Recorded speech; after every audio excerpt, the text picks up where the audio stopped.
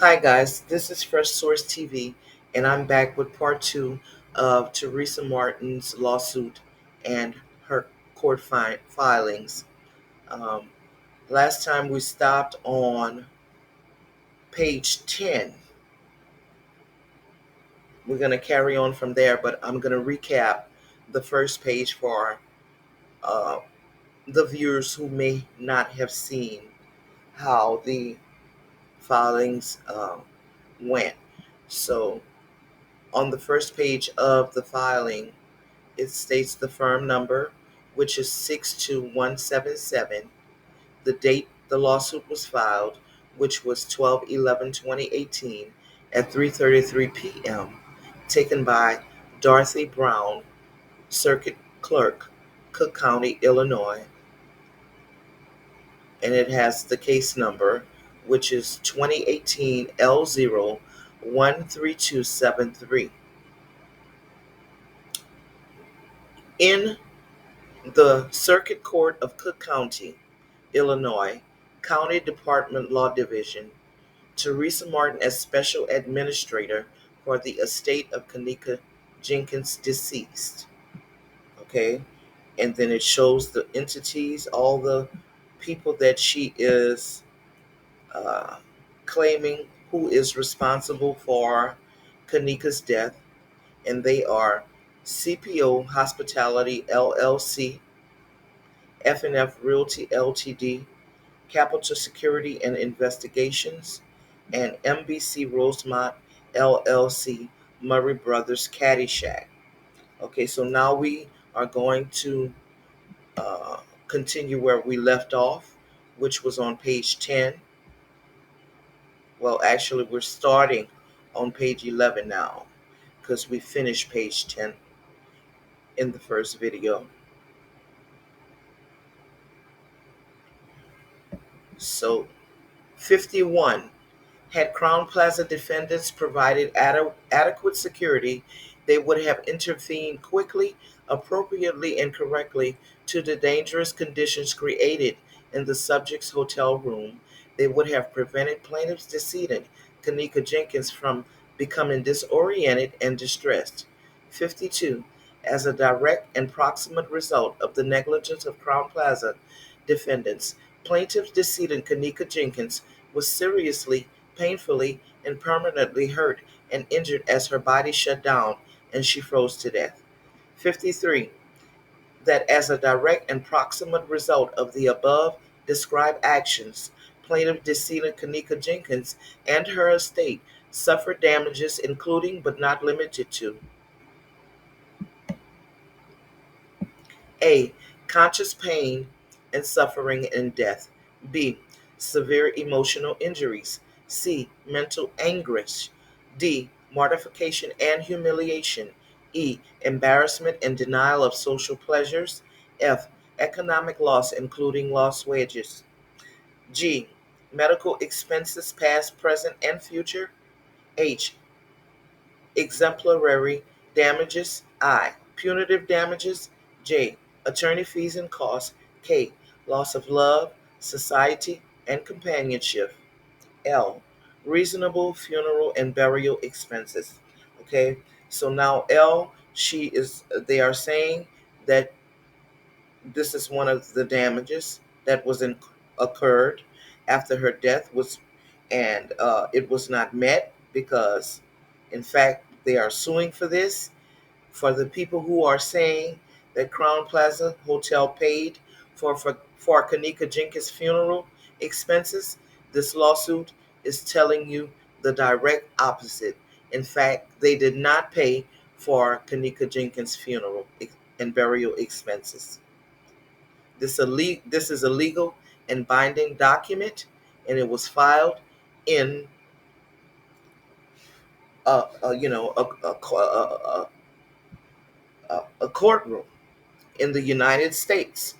And this reads that according to this document, Crown Plaza Hotel did not give Teresa Martin a dime to help pay for her daughter's burial and funeral expenses.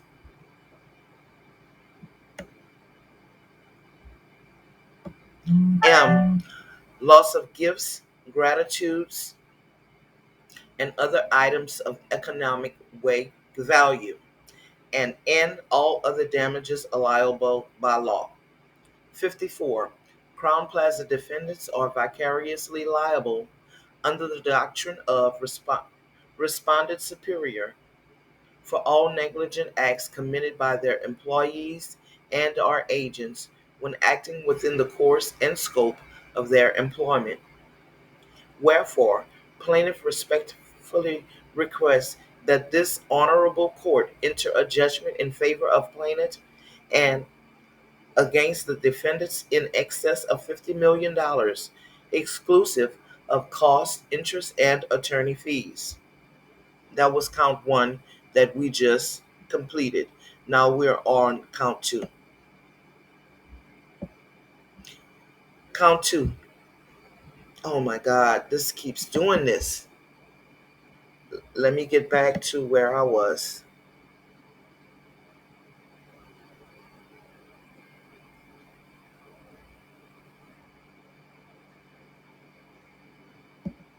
Okay, count two. Negligent and or gross negligence. Defendant, Murray Brother Caddyshack Restaurant. 55. Plaintiff's decedents realleges and reasserts all previously enumerated paragraphs as though fully set forth herein. 56. At all pertinent times herein, defendant Caddyshack Restaurant was renting the kosher kitchen from the Crown Plaza defendants. 57. At all times pertinent herein, defendant Caddyshack Restaurant owned a duty to maintain a safe premises. 58. At all pertinent times relevant herein, defendant Caddyshack Restaurant owned a duty to warn off or otherwise take responsible steps to protect the general public, is business invitees, guests, and plaintiff, decedent Kanika Jenkins in particular, regarding the state of the premises or acts done or omitted on them. 59. At all times pertinent hereto, defendant Caddyshack Restaurant owned a duty to warn off their agents and our employees of unreasonable risks and dangers in their leased premises.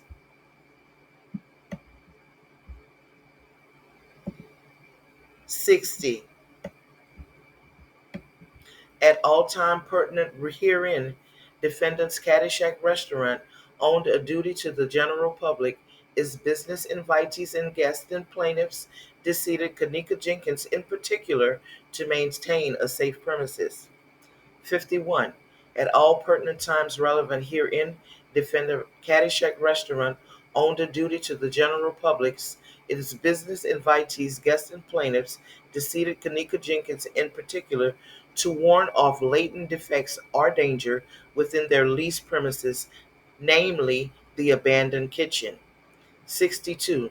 At all pertinent times relevant, defendant Caddyshack Restaurant owned their business invitees, guests, and plaintiff's decedent Kanika Jenkins, in particular, a duty to exercise reasonable care to ensure that services undertaken by the food service provider were done so in a manner so as to not inflict injury upon others.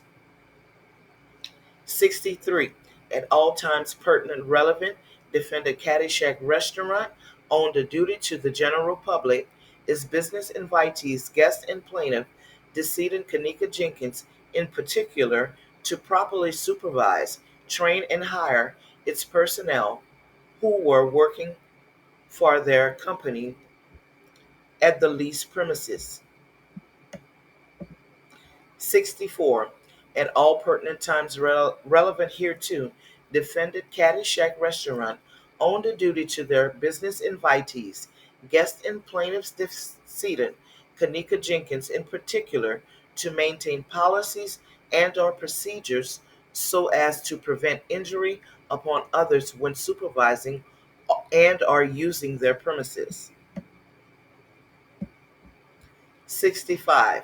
At all times pertinent, relevant hereto, defendant Caddyshack Restaurant owned a duty to the general public, its business invitees and guests, and plaintiff's decedent Kanika Jenkins in particular to maintain safe premises for the patrons. 66. The defendant Caddyshack restaurant was negligent and or grossly negligent and responsible for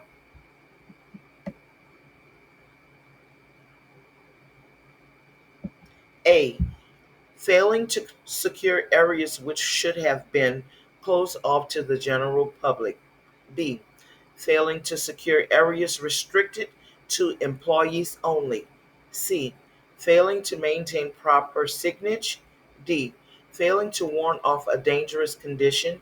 E. Maintaining a defective and faulty freezer. F. Improperly allowing a dangerous designed freezer area to remain in operation, unsupervised and open to the public. G. Failing to maintain the latch entry system to their kitchen freezer. H. Failing to secure an area otherwise inherently dangerous. I. Failing to hire, manage, supervise, and train employees and or agents who were properly trained not to negligently disregard dangers to the public, to the general public. J.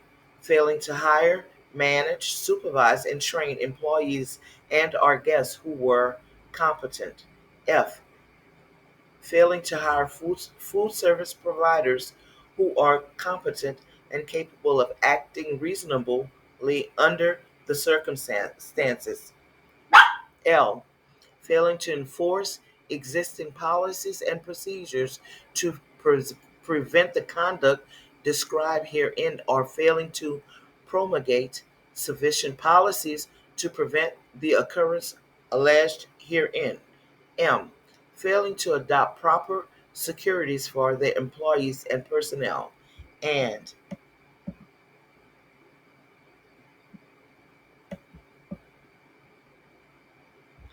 failing to properly and adequately train its staff with relation to safety procedures of personnel only areas.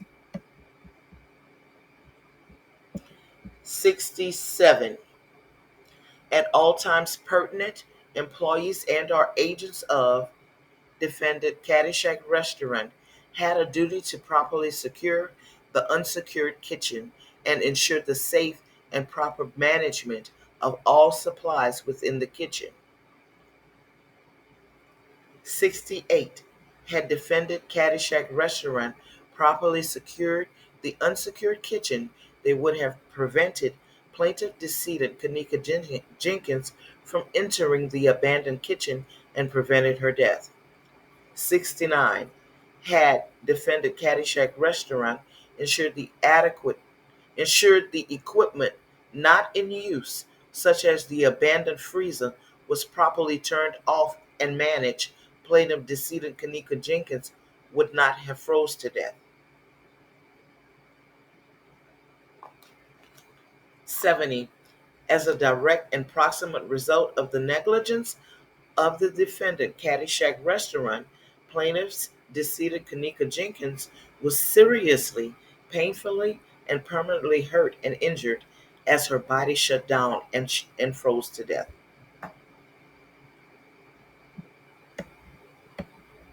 71. That as a direct and proximate result of the above described actions, plaintiff's decedent Kanika Jenkins and her estate suffered damages including but not limited to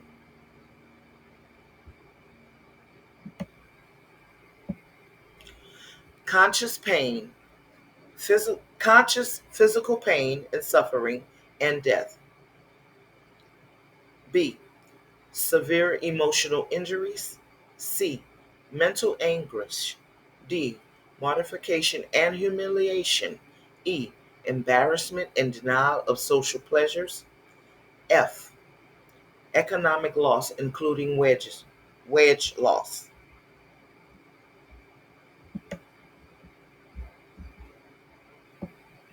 G.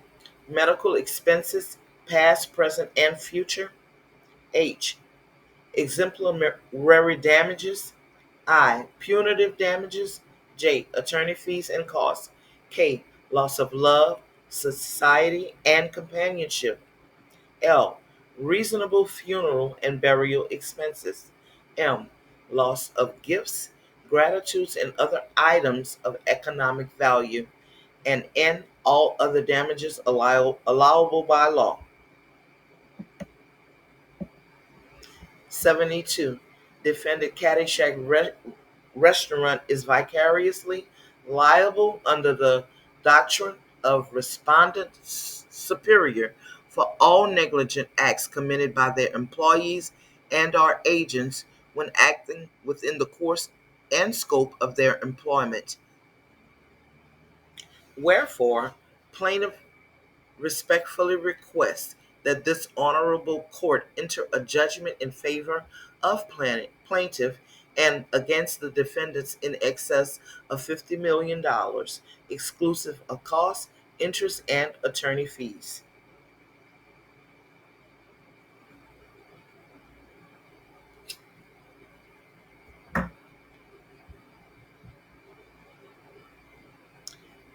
It looks like this is repetitive. Um, what I'm reading, but I'm gonna read all through it because I'm realizing in each count that there are some different wordings um, in them, and not to cut anything short, I'm just going to read through all of it so we don't miss anything. So I know it seems repetitive, but I'm going to read through the whole thing. And this is count three: negligence and or gross negligence defendant capital security. 73. Plaintiff's decedent realleges and reasserts all previously enumerated paragraphs as though fully set forth herein. 74. At all times pertinent herein, defendant Capital Security owned a duty to provide security services and maintain a safe premises at Crown Plaza Defendants Hotel. 75. At all times pertinent herein, defendant Capital Security was in the business of providing private security, loss prevention, and investigative services. Okay, so this is telling us that Capital Security was in the business of providing not only private security and loss prevention, but they are capable of investigating situations. They were in the business of providing private security, loss prevention, and investigative services. So when Teresa Martin went to that hotel and asked them to pull up camera footage to see if they can locate her daughter on the footage in hopes that they would be able to find Kanika, they absolutely had the means to do so and the authority to do so because they provide private security, loss prevention, and investigative services. They were capable of handling the job outside of anything that Crown Plaza Hotel had to say. Understand that clearly. Their policies and procedures are different from Crown Plaza's hotel policies and procedures. They are a private entity, a private security company that comes along with their own policies and procedures.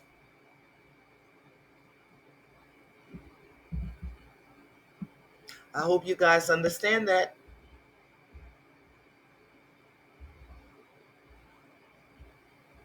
Where was I?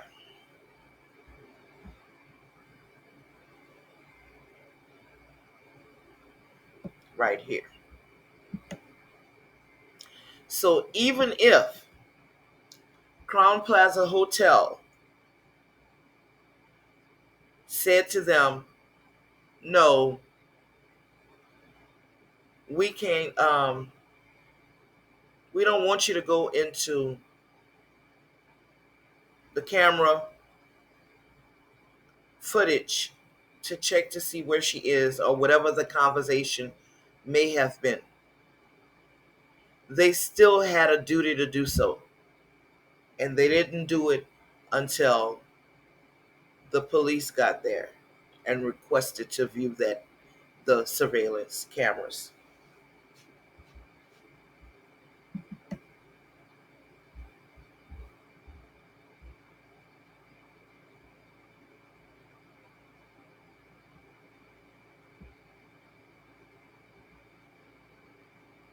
76.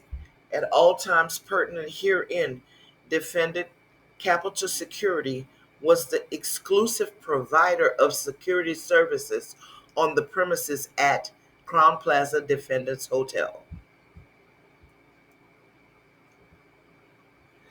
At all times pertinent herein, defendant Capital Security voluntarily and or contractually assumed a duty to protect the premises, the general public, is business invitees, guests, and plaintiffs, Kanika Jenkins in particular, on the premises of Crown Plaza Defendants Hotel.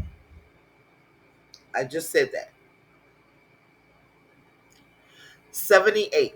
At all times pertinent herein, defendants Capital Security voluntarily and or contractually assume the duty to protect the general public, is business invitees and guests, and plaintiff decedent Kanika Jenkins in particular, from the criminal acts on the premises of Crown Plaza Hotel.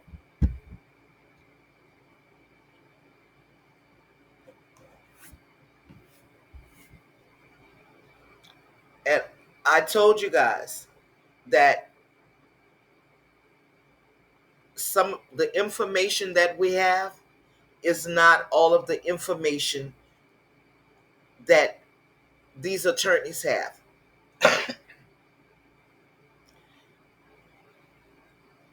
They gave us a lot of information, but they didn't give us everything.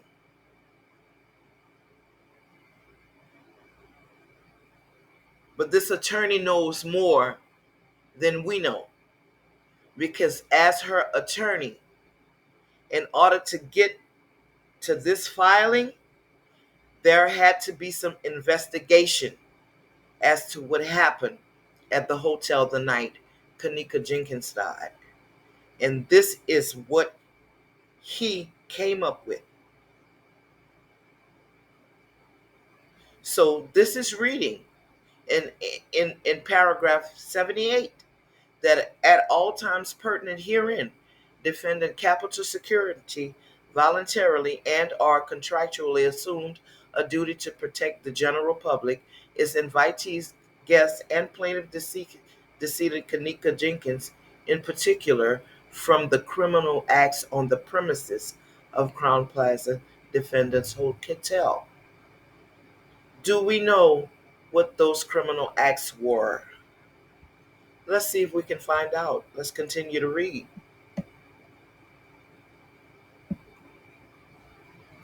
At all times pertinent, relevant hereto, defendant Capital Security owned the business in owned the business, invitees, guests, and plaintiff decedent Kanika Jenkins in particular, a duty to exercise reasonable care to ensure the services voluntarily undertaken by the agents or employees were done in a manner so as to not inflict injury upon others. 80. At all times pertinent herein, defendant capital security, own the duty to the general public, is business invitees, guest, and plaintiff, decedent Kanika Jenkins in particular, to properly supervise, train, and hire its agents and our employees who are working at the Crown Plaza Defendants Hotel.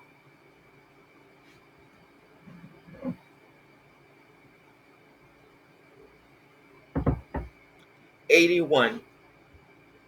At all times pertinent, relevant hereto, defendant capital security own the duty to their business invitees, guests, and plaintiffs decedent, Kanika Jenkins in particular, to maintain policies or procedures as to prevent injury upon others when undertaking a duty to act.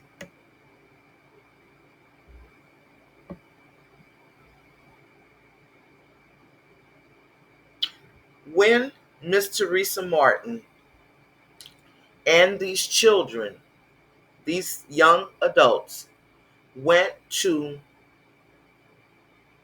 the desk and told these people that Kanika Jenkins was missing when Teresa Martin made that phone call, they should have acted responsibly according to their policies and procedures. They did not take this serious, and there was a reason for that.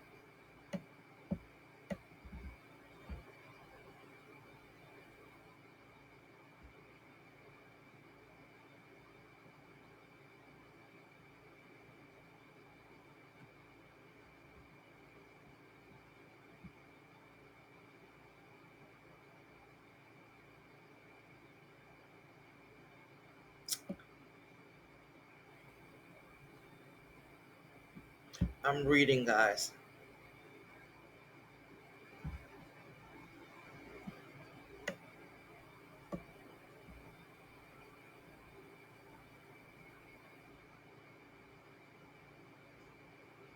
Okay.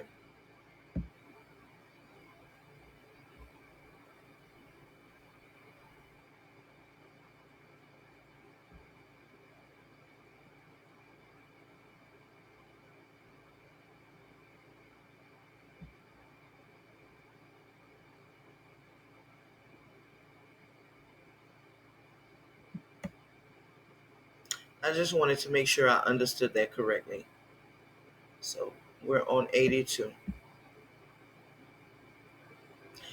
At all times relevant hereto, defended capital security owned a duty to their business invitees, guests, and plaintiffs decedent, Kanika Jenkins in particular, to maintain policy and or procedure as so as to prevent injury upon others when agents and or employees voluntarily undertook a duty to act and or protect the, the premises patrons.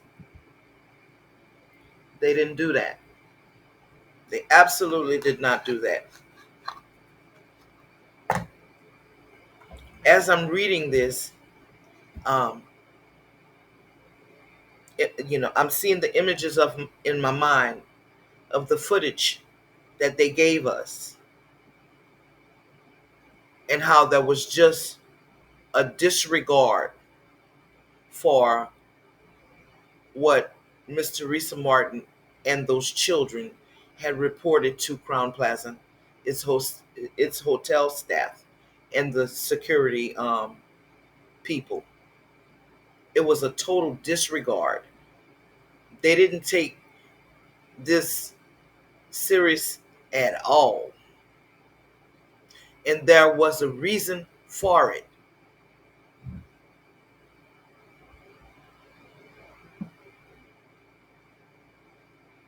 We don't know that reason. We can make assumptions about what we think happened, but I guarantee you something happened to Kanika Jenkins that they covered up. And we've been saying that all along. But when you get into reading these files, these things become more clear to you. What you've been feeling about the case comes to life when you read this document. And yes, it makes you feel some type of way. Because how could this hotel and its staff have such a disregard for life? This young lady was reported missing and they did nothing. They didn't take any steps to try to locate Kanika Jenkins until the police got there.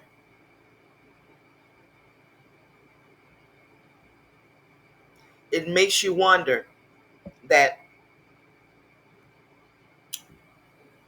about if Kanika Jenkins was alive when they reported her missing and died because they took no action to locate her. I kind of feel like she probably was alive even when her mother was at that hotel.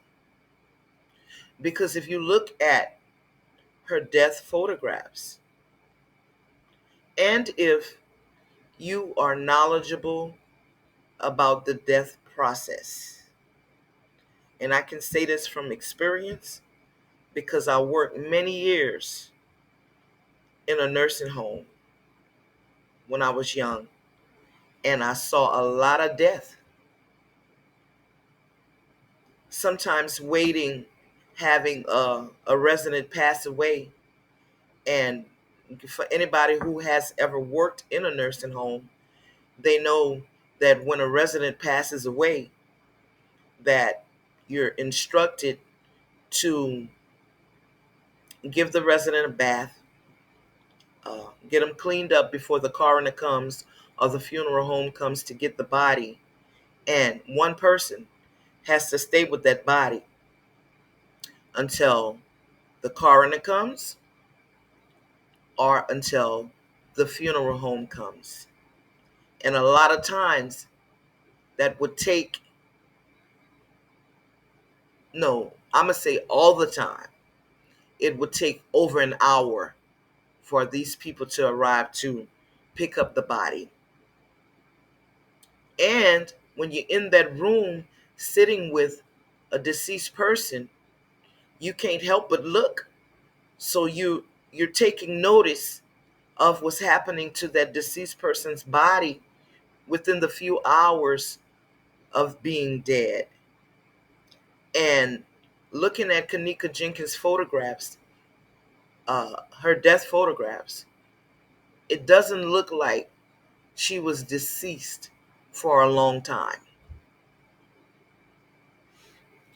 It makes you question the autopsy and why didn't they put a time of death on her autopsy report? Because this is one of the first autopsy reports that I've viewed that they couldn't render a time of death.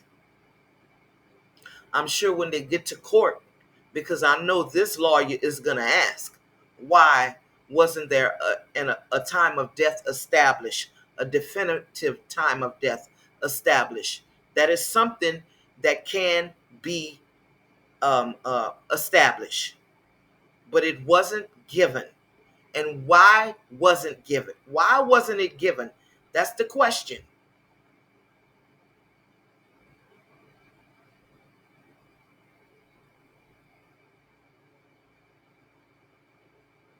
That is one of the questions I have.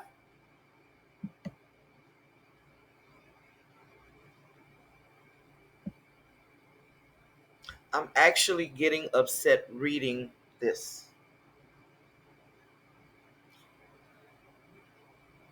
So I'm going to be still for a few seconds, guys, and recollect myself because all of this is playing out in my head as I'm reading this. It's like I could see Kanika, the footage of her is I could see it in my mind. How she got off the elevator, how she walked through that hallway, how she walked through both of those kitchens. And I don't understand what happened to her, where, at what point along the way. Because we all know we have enough intelligence. We've done enough research to know that Kanika Jenkins didn't just walk into that freezer and die. Most of us believe that she was placed in that freezer. I am one of the people who truly believe that Kanika was placed in that freezer. I believe that something happened to her before she ended up in the freezer.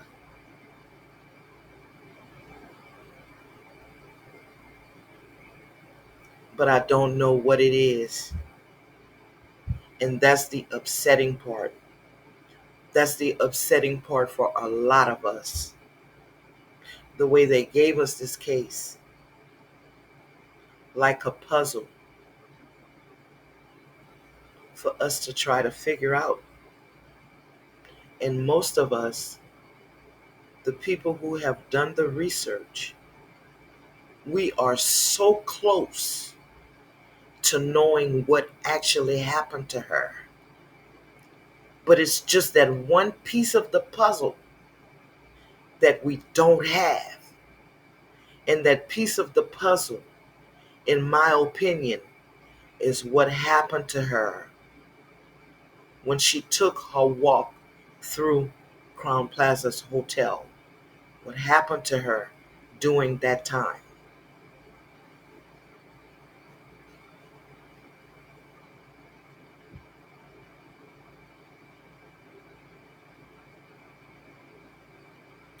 I think we were on 85. If we weren't, this page has been long enough for you guys to read it for yourself. But I'm going to go with 85 and say defendant Capital Security was negligent and are grossly negligent and responsible for. Or did we read all of that already? No, we didn't. A. Failing to secure an area otherwise inherently dangerous.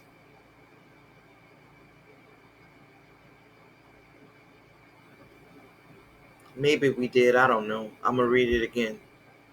B. Failing to timely review security cameras when undertaking a duty to do so. C. Failing to hire, manage, supervise, and train employees and our agents who were competent to deal with missing persons in a reasonable manner.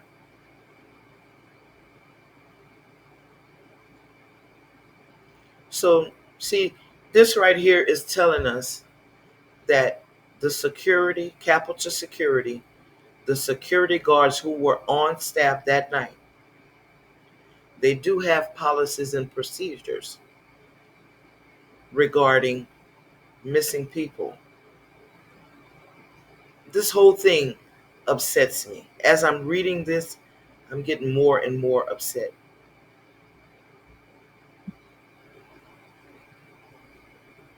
D. Failing to hire, manage, supervise, and train employees and or agents who were properly trained not to negligently disregard dangers to the general public.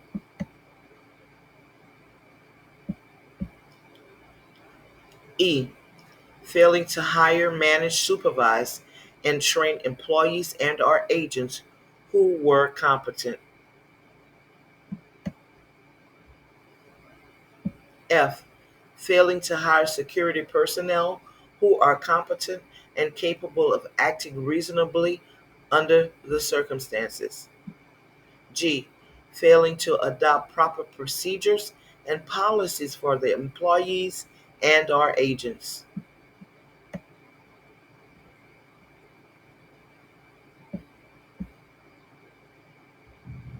H. Failing to enforce existing policies and procedures to prevent the conduct described herein or failing to promulgate sufficient policy and to prevent the occurrence of the alleged herein.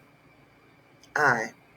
Failing to properly and adequately train its agents and or employees with relation to safety procedures and other acts of negligence and gross negligence and reckless conduct to be discovered.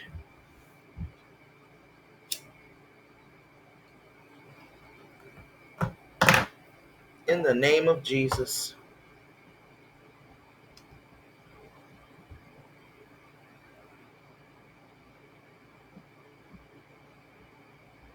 In the name of Jesus.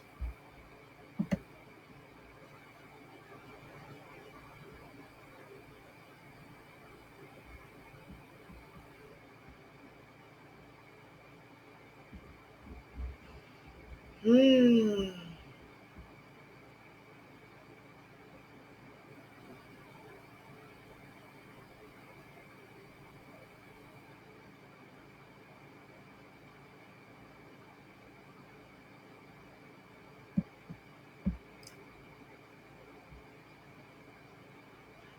86.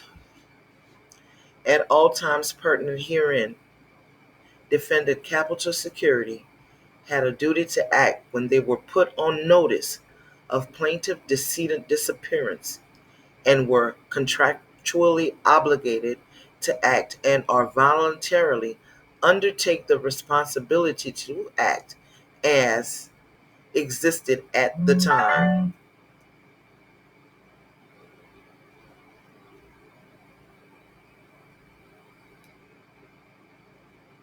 87.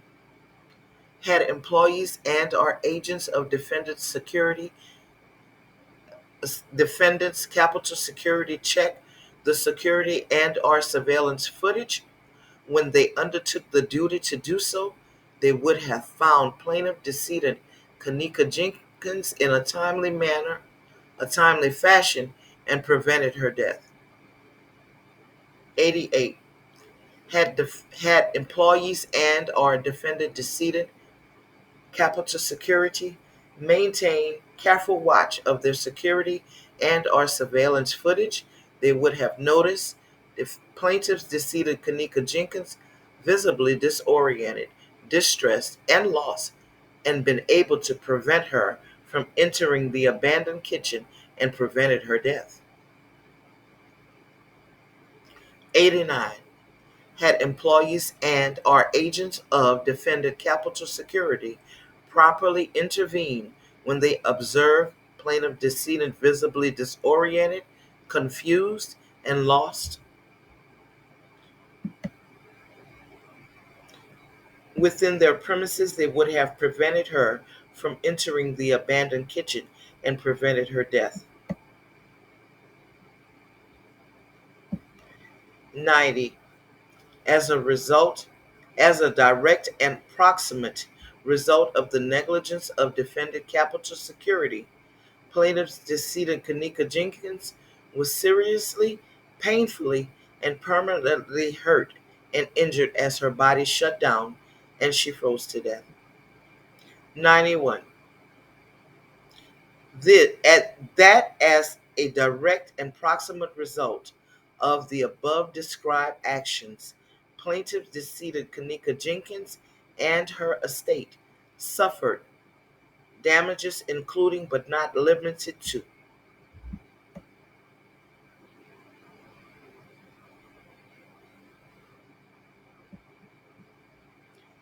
A.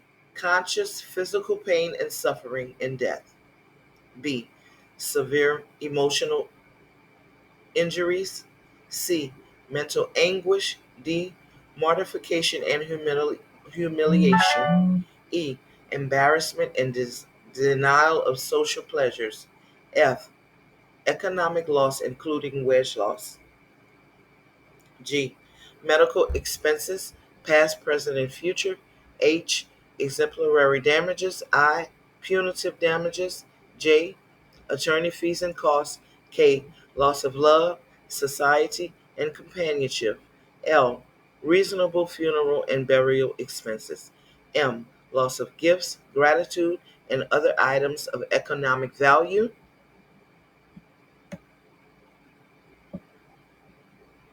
And all other damages allowable by law. Excuse me, guys. 92.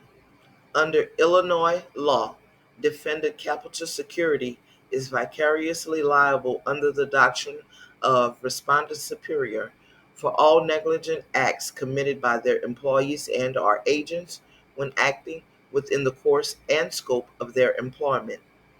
Wherefore, plaintiff respectfully requests that this honorable court enter a judgment in favor of plaintiff and defendant of the and against the defendants in excess of $50 million, exclusive of costs, interest, and attorney fees. Okay, guys, I'm gonna have to stop here because my grandbaby is awake. Dog is barking.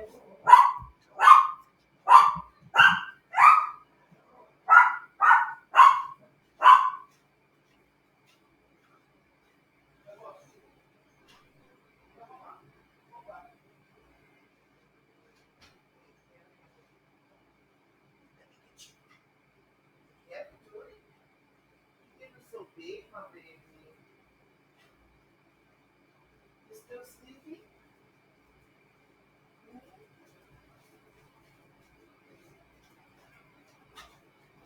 My little love bug still sleepy? Okay. Yeah, I'll go ahead and stop here. We're on page 27. I mean 21. So we're almost finished, guys. Let me get him settled in, and maybe later on this afternoon, I'll finish up this report. Thank you guys for watching. I hope this helps everybody out, the ones who don't really understand the case, and it brings clarity to some of the things that you may have been thinking about the case. Um, you guys have a wonderful day. Bye bye.